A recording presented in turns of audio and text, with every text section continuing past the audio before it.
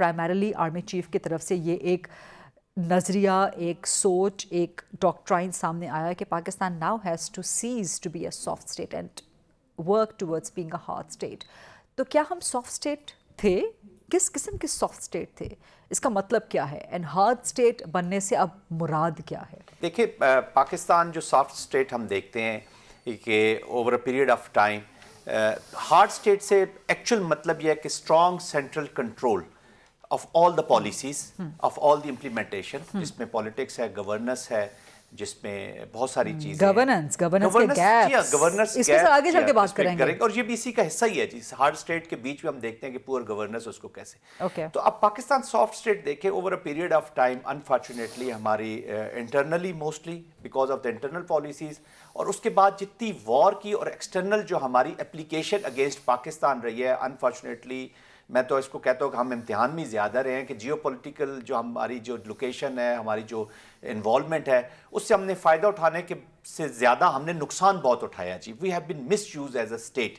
वो चाहे Russian war हो, आपने देखा होगा कि जो मुजाहिदीन की पॉलिसीज़ रहीं या अमेरिकन जो पॉलिसीज़ रहीं, अब वो सही है या गलत है, उस वक्त की एक एनवायरनमेंट के मुताबिक ये फैसले हुए, लेकिन उसकी हमें पे बैक करना पड़ा. लेकिन सर, इसका इस पर ये भी तो मतलब है कि हमारी रियासत की कोई कंसिस्टेंट पॉलिसी नहीं है. We keep on fluctuating depending upon the events surrounding us, और या इवेंट्स हमारे अपने अंदर.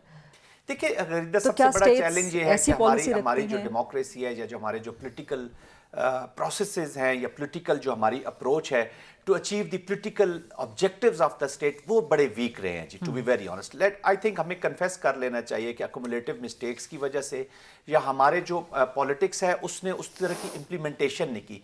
थोड़ी सी lack of understanding of the state भी है जी, कि स्टेट होती क्या है, स्टेट आपको प्रोटेक्ट कैसे करती है, आपकी सॉवरेनिटी को, आपकी इंटेग्रिटी को, आपके इंडिविजुअल राइट्स को, और जो सोशल कॉन्ट्रैक्ट है एक इंडिविजुअल का स्टेट के साथ, तो दोनों तरफ से जो जिम्मेदारियां ना वो उस ऐसन तरीके से निभाई नहीं गई हैं जी.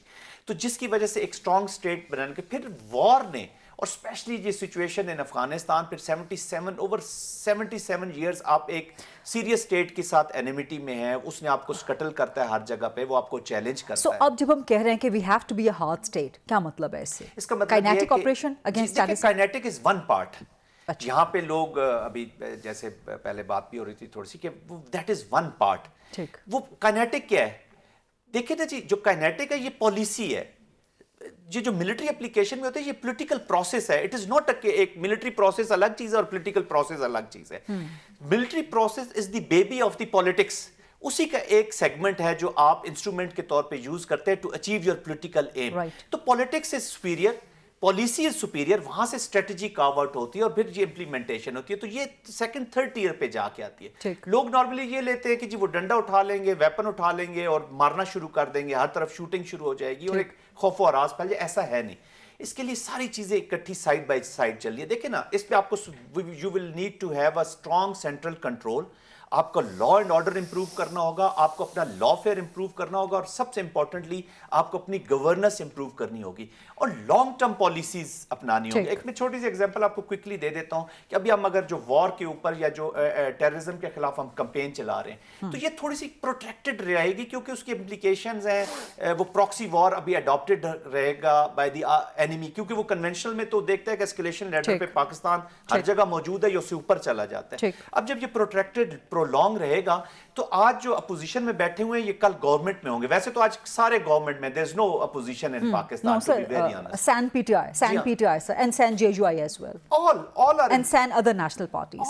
तो मैं ये कहता हूँ कि ये आज की जो पॉलिसीज हैं, कल यही गवर्नमेंट में जब बैठे होंगे तो ये हम सारे इसको अफसोस कर रहे होंगे. तो प्रोलॉन्ग सेंट्रली कंट्रोल्ड अच्छी पॉलिसी इसको एम्फसाइज कर रहे हैं कि स्ट्रॉन्ग सेंट्रल कंट्रोल या स्ट्रॉन्ग सेंट्रलाइज्ड कंट्रोल ये होना चाहिए हार्ड स्टेट. बलूचिस्तान की जब भी हम बात करें तो क्या बलूचिस्तान में रियासत जिम्मेदार रही है? क्योंकि वहाँ पे शिकवा सबसे बड़ा ये रहा है कि मैंडेट की, अवामी मैंडेट की, पॉलिटिकल मैंडेट की हुकूमतें वहाँ पे नहीं रही, मैनिपुलेशन होती रही.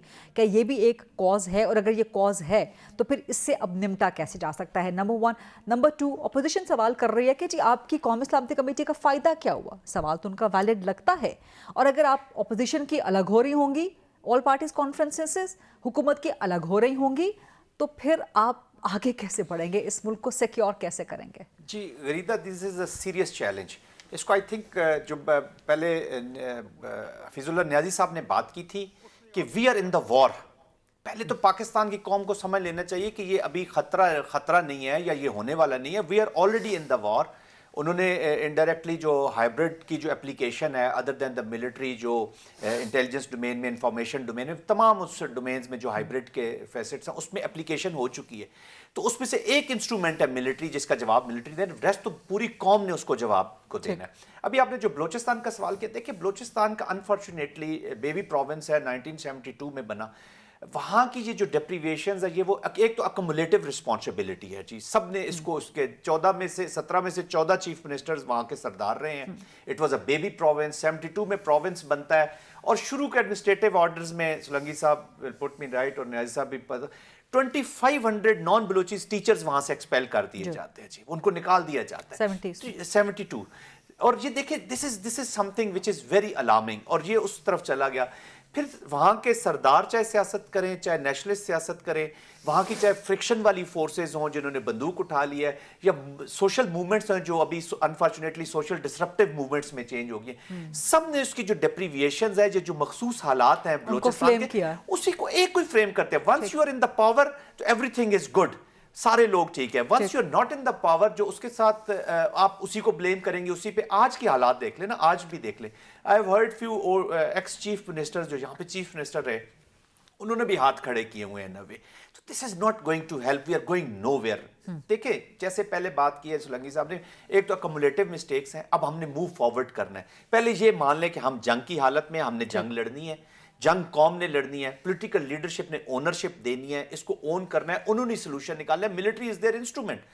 अभी देख रहे हैं हमने पास्ट की पॉलिसीज की बात करी, हार्ड स्टेट का एक पर्पस ये भी है कि आप पॉलिसीज को efficient enforcement of laws and constitution of Pakistan is also part of the hard state, वो हम करते नहीं है। लॉ फेयर है नहीं इसमें, आपने जंग लड़नी है, आपका लॉ फेयर इतना वीक है कि आप टेररिस्ट को किसी कोर्ट में ले जाएं other than the military court, आप उसको सजा ही नहीं दे सकते। यहाँ मनामा पुलिस पे अटैक करने वाले को यहाँ सेट, ये नहीं मैं कहता कि कोर्ट्स डेलिबरेटली करती है, ये उनकी कैपेसिटी नहीं है ना, आपने कैपेसिटी नहीं बिल्ड की, आपने गवर्नेंस के इश्यूज है। 83,000 के करीब आपकी लेवीज हैं बलोचिस्तान में, 92 बिलियन रुपीस आप दे रहे हैं, 60% उनमें से घोस्ट हैं ही नहीं on ground, they are the first responders. एक बस में से आप लोग उतार के मारते हैं और 500 गज के फासले पे 2 पोस्टें लगी हैं, वो बाहर लोग निकलते ही नहीं उनको बचाने के लिए। तो दिस इज द गवर्नेंस, ये वो हार्ड स्टेट है, ये वो।